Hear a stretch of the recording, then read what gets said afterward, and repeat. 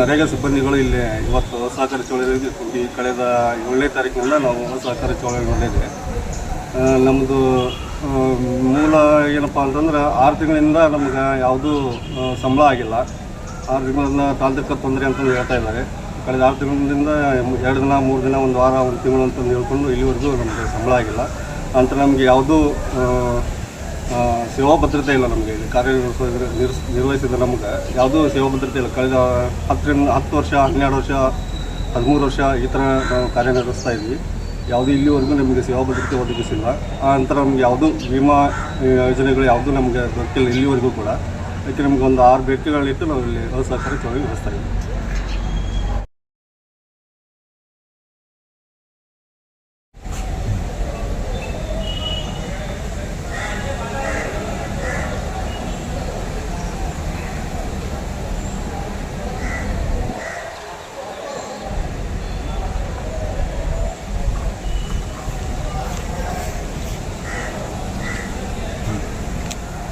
ಆಗಿಲ್ಲ.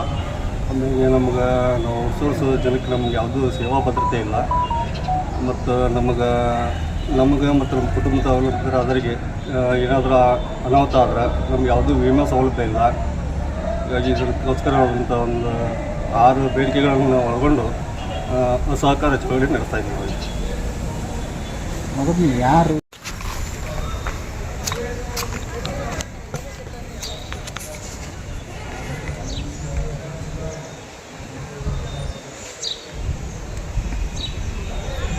ಹೆಸರು ಬೇಡ, ಸಿಬ್ಬಂದಿ ಅಲ್ಲ,